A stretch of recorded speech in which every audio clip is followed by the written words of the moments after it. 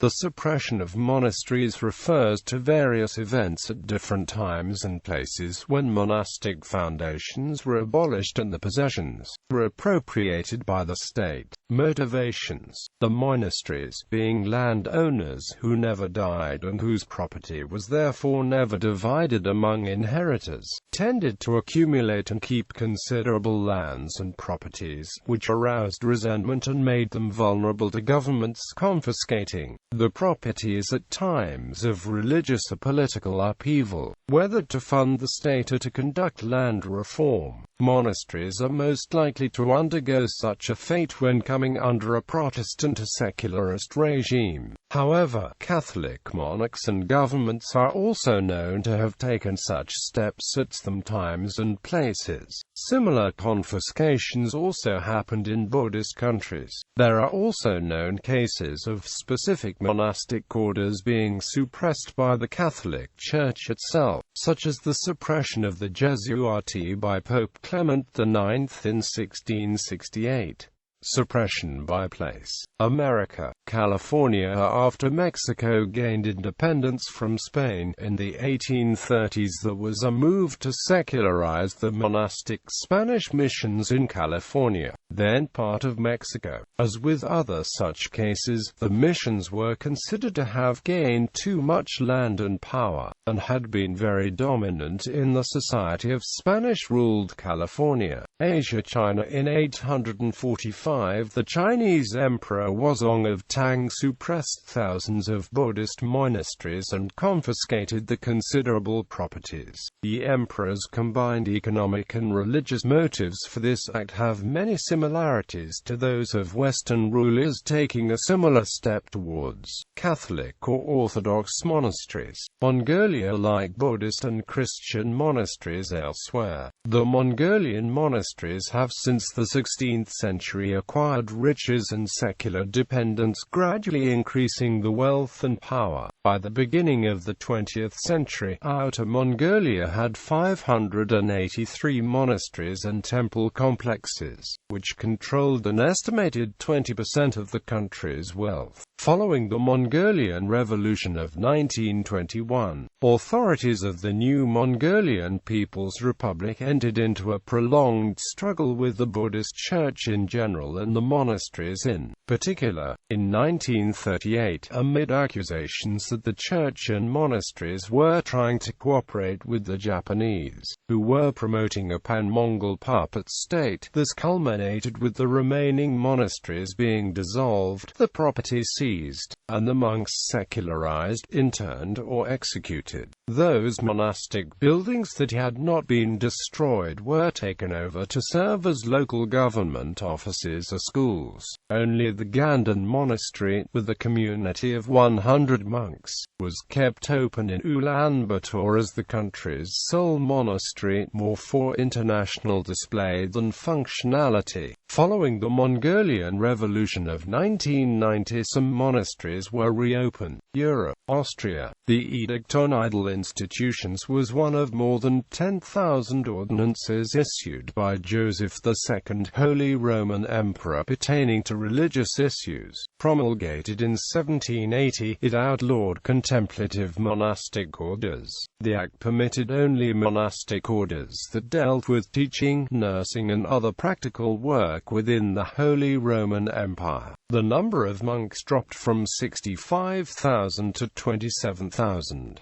The Holy Roman Empire also expropriated the monasteries and took the money to pay ordinary priests more. The edict fits in with Joseph's ecclesiastical reforms, in which he sought to control the church in Austria and the empire and saw it as an arm of the state. Denmark. In Denmark, King Frederick I of Denmark made his grab in 1528, confiscating 15 of the houses of the wealthiest monasteries and convents. Further laws under his successor over the course of the 1530s banned the fry, and forced monks and nuns to transfer title to the houses to the crown, which passed them out to supportive nobles, who were soon found enjoying the fruits of former monastic lands.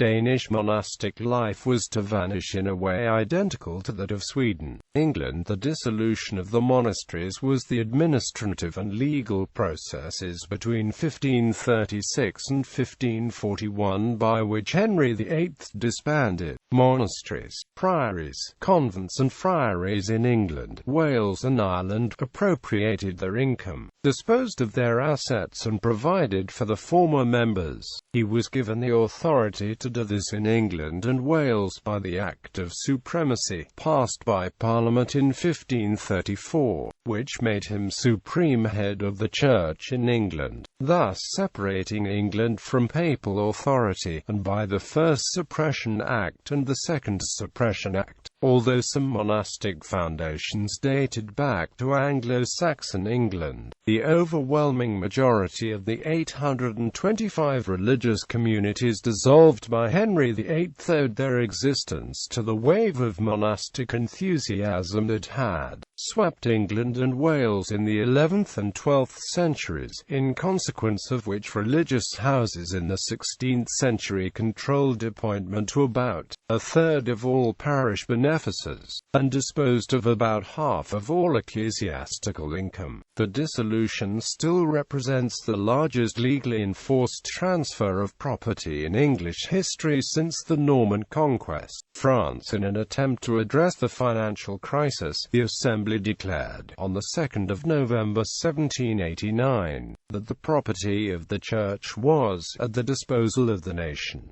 Quote, "They used this property to back a new currency, the assignats. The nation had now thus also taken on the responsibility of the Church, which included paying the clergy, caring for the poor, the sick and the orphan." In December, the Assembly began to sell the lands to the highest bidder to raise revenue, effectively decreasing the value of the assignats by 25% in 2 years. In autumn of 1789, legislation abolished monastic vows, and on the 13th of February 1790 all religious orders were dissolved. Monks and nuns were encouraged to return to private life, and a small percentage did eventually marry. Germany and Austria. In 1521, Martin Luther published De Votis Monasticis, a treatise which declared that the monastic life had no scriptural basis, was pointless and also actively immoral in that it was not compatible with the true spirit of Christianity. Luther also declared that monastic vows were meaningless and that no one should feel bound by them. Luther, a one-time Augustinian friar, found some comfort when these views had a dramatic effect. A special meeting of the German province of his order held the same year accepted them and voted that henceforth every member of the regular clergy should be free to renounce the vows, resign their offices and get married.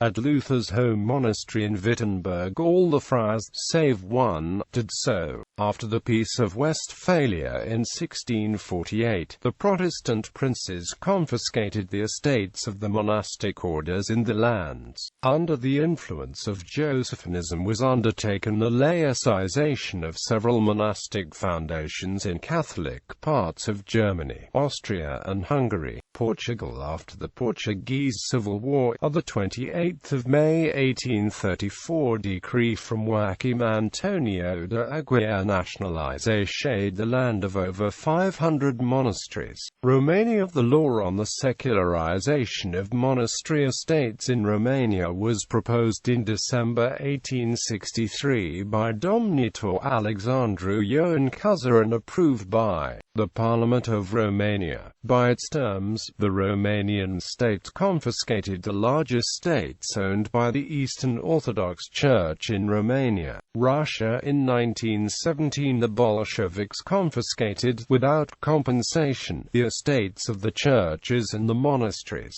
Spain. Between 1835 and 1837, a series of decrees from Juan Álvarez Mendizábal was published which confiscated, without compensation. Monastic land estates. Sweden's use of the Reformation did not take long to spread among Protestant-minded rulers across Europe, and some, particularly in Scandinavia, moved very quickly. In Sweden in 1527 King Gustavus Vasa secured an edict of the Diet allowing him to confiscate any monastic lands he deemed necessary to increase royal revenues, and to force the return of donated properties to the descendants of those who had donated them. In one fell swoop, Gustav gained large estates and a company of die-hard supporters. The Swedish monasteries and convents were simultaneously deprived of the livelihoods, with the result that some collapsed immediately, while others lingered on for a few decades before persecution and further confiscations finally caused them all to disappear by 1580.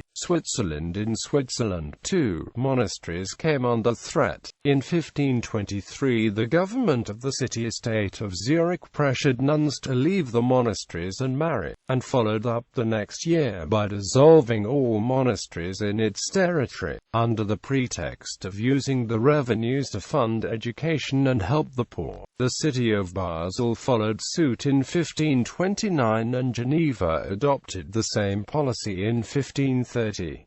An attempt was also made in 1530 to dissolve the famous Abbey of St. Gall, which was a state of the Holy Roman Empire in its own right, but this failed, and St. Gall has survived. Further suppression. There were other examples of suppression in Catholic and formerly Catholic countries, including the laicization of church land by the French monarchy, the confiscation of monastic property in Napoleonic and post-unification Italy, the German mediatization in the Napoleonic period, suppression of the Society of Jesus in various countries in the late 18th century,